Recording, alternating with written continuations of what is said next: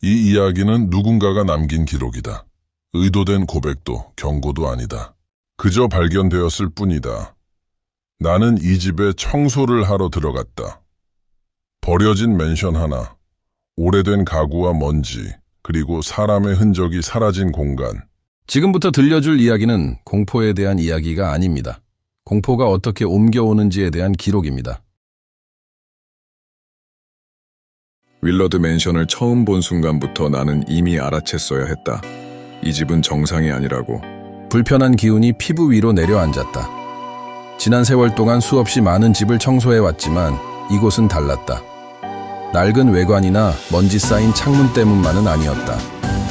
더 깊은 무언가, 마치 집 자체가 의식을 가지고 나를 바라보고 있는 듯한 느낌이 나를 불안하게 만들었다. 맨션은 고대의 숲 한가운데 숨어 있었다. 나무들은 앞으로 기울어져 자연이 만든 터널처럼 길을 감싸고 있었고, 햇빛은 빽빽한 잎사귀를 뚫고 들어오려 애썼지만 희미하게 새어 들어온 빛조차 집의 어둡고 위압적인 구조에 삼켜지는 듯했다. 한때는 웅장했을 높은 탑들은 이제 금이 가고 담쟁이 동굴과 부패에 잠식돼 있었다. 문틀의 나무는 너무 닳아 손만 대도 부스러질 것처럼 보였다. 행운을 빌어, 설리번. 상사인 마이크가 열쇠를 건네며 말했다. 늙은 윌러드 부인이 죽은 뒤로 아무도 발을 들여놓지 않았어. 배짱이 좀 필요할 거야. 버려졌거나 주인이 사망한 집을 청소하는 일은 나에게 특별한 일이 아니었다. 시야의 가장자리에서 무언가가 움직였다. 방의 가장 어두운 구석에서 아주 빠르게. 나는 즉시 몸을 돌려 그곳을 바라봤다. 처음에는 그저 그림자뿐이었다. 하지만 눈이 어둠에 익숙해지자 그것이 보였다. 키가 크고 창백하며 거의 반투명한 형상. 그것은 움직이지 않고 서 있었다. 주변의 그림자들이 그 윤곽을 집어삼키는 것처럼 형태는 흐릿했다. 눈을 한번 깜빡였을 뿐인데 그것은 사라지고 없었다. 나는 얼어붙었다. 심장이 너무 세게 뛰어 귀 안에서 울리는 게 느껴졌다.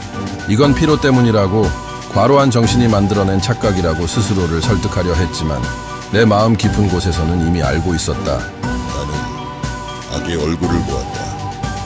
그것은 순진한 자의 피부를 쓰고 진짜 모습을 숨긴다. 나는 침을 삼키고 두려움을 억누르며 다시 일을 했다. 하지만 시간이 지날수록 방 안의 존재감은 더 또렷해졌다. 바깥바람 소리는 사라졌고 집은 숨을 죽인 채 나를 지켜보는 것 같았다. 짐을 꾸리려던 순간 나는 들었다. 제이크. 너무 부드러워 처음엔 상상이라 생각했지만 그 단어만큼은 분명했다. 제이크. 내 이름이었다. 나는 비틀거리듯 방을 나왔다. 일기는 여전히 배낭 속에 있었다. 계단을 내려가며 뒤에 무언가 있다는 느낌이 들었지만 나는 끝내 뒤돌아보지 못했다. 현관에 도착했을 때 무언가가 나를 멈춰 세웠다. 나는 고개를 조금 돌렸고 시야의 끝에서 그것을 다시 보았다. 그 형상. 이번에는 거실 한가운데에 서 있었다. 눈이 있어야 할 자리는 검은 공업뿐이었고 그것은 아무 말도 하지 않은 채 나를 바라보고 있었다. 나는 더 이상 기다리지 않았다. 문을 열고 미친 듯이 달려나갔다. 집으로 운전하는 내내 매튜의 말이 머릿속에서 반복됐다. 그것은 떠나지 않는다. 결코 떠나지 않을 것이다. 윌러드 맨션에서 있었던 일 이후 나는 멈췄어야 했다. 정상적인 사람이라면 일기를 버렸을 것이다. 서랍 속에 넣어 잊어버렸을 것이다. 하지만 나는 그러지 못했다. 마치 내 안에 무언가가, 아니면 일기 안에 무언가가 나를 계속 끌어당기는 것 같았다. 그날 밤 아파트는 유난히 추웠다. 바람이 창문을 두드렸고 나무들이 흔들리며 불안한 배경음처럼 울었다. 나는 소파에 앉아 무릎 위에 일기를 올려두었다. 램프의 희미한 불빛이 벽에 긴 그림자를 만들었다. 다시 페이지를 넘기자 매튜 콜의 글은 이제 거의 제정신이 아닌 사람의 기록처럼 보였다. 그는 어떤 목소리에 대해 썼다. 어둠 속에서 그의 이름을 부르는 것. 항상 밤에, 항상 복도 끝에 빈 방에서.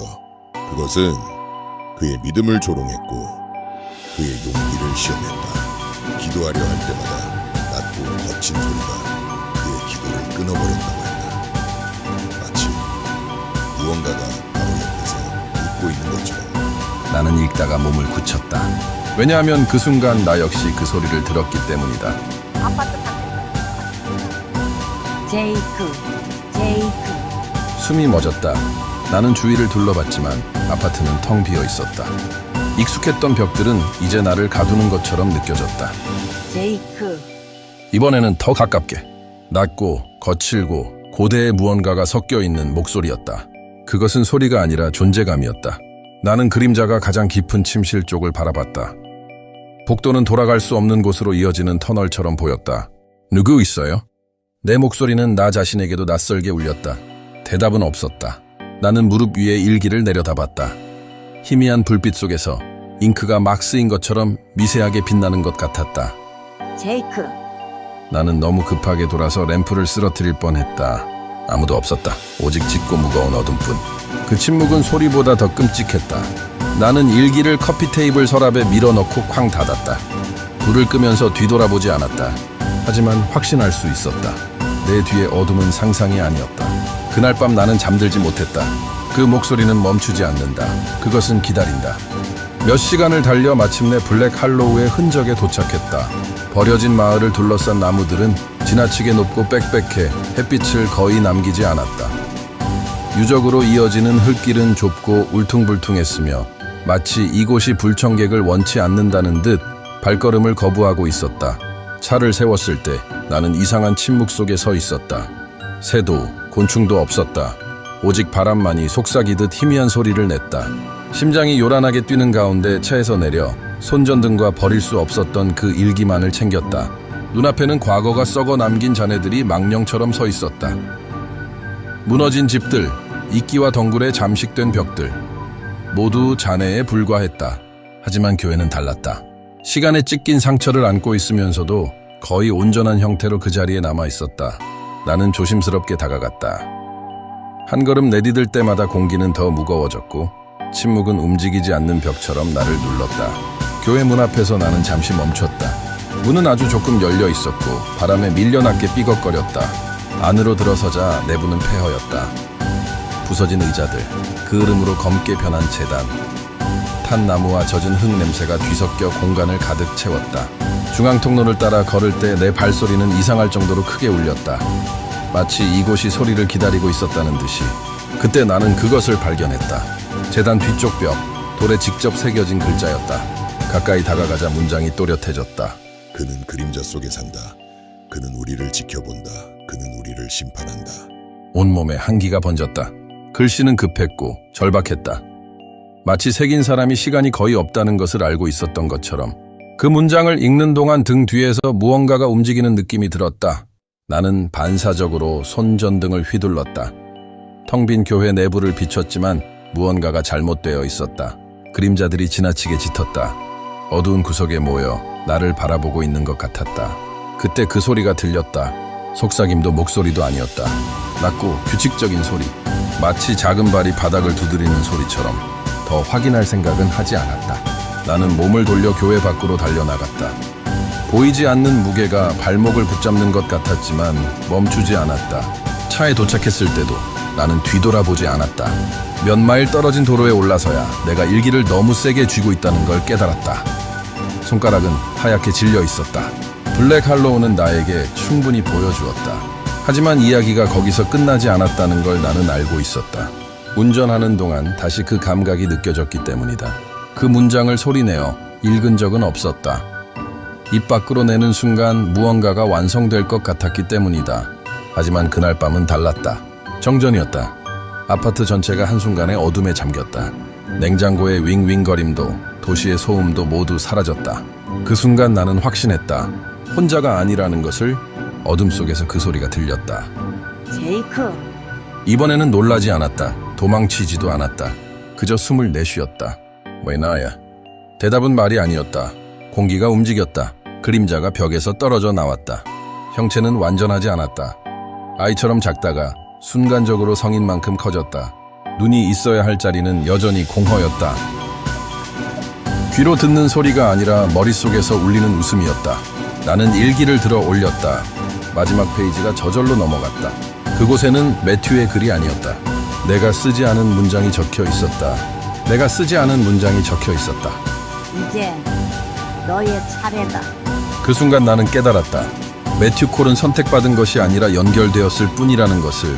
그리고 그 연결은 끝나지 않았다는 것을 그 이후의 일은 기록으로 남기기 어렵다. 기억은 조각났고 시간은 뒤틀렸다. 나는 며칠을 사라졌다고 들었다. 직장에서도 연락처에서도 완전히. 눈을 떴을 때 나는 병원 침대에 있었다. 형광등 불빛은 지나치게 밝았고 하얀 벽은 현실감이 없을 정도로 깨끗했다. 의사는 과로와 스트레스, 환각이라는 단어를 차분하게 사용했다. 나는 고개를 끄덕였다. 설명은 중요하지 않았다. 중요한 건 그것이 사라지지 않았다는 사실이었다. 퇴원 후 아파트로 돌아갔을 때 모든 것은 원래대로인 것처럼 보였다. 하지만 공기는 달랐다. 조용했고 너무 조용했다. 나는 그 일기를 찾지 않았다. 찾을 필요가 없었기 때문이다. 식탁 위에 놓여 있었다. 처음 봤을 때보다 훨씬 얇아 보였다. 페이지가 줄어든 것처럼. 마지막 장을 펼쳤다. 거기에는 단 한 줄만 있었다. 우리는 항상 이렇게 이야기를 남긴다. 그 아래에 새로운 날짜가 적혀 있었다. 오늘의 날짜였다. 나는 펜을 들고 있는 내 손을 보았다. 기억이 없었다. 하지만 문장은 이미 쓰여 있었다. 나는 창문을 보았다. 유리 너머로 내 모습이 비쳤다. 그런데 웃고 있었다. 내가 호. 이제 나는 안다. 이 이야기는 경고가 아니다. 기록이다. 그리고 지금 이 순간에도 누군가는 이 글을 읽고 있을 것이다. 마치 내가 그랬던 것처럼. 읽어줘서 고마워. 정말 고마워. 다음은 누가 읽어주지? 나는 무언가를 썼다. 분명히 글이 남아 있었다. 하지만 내가 썼다는 기억은 없다. 일기장은 다시 닫혔고 집은 조용해졌다. 너무 조용해서 마치 모든 것이 정상으로 돌아간 것처럼 보였다. 하지만 그건 끝이 아니라 넘겨받음이었다. 읽어줘서 고맙다.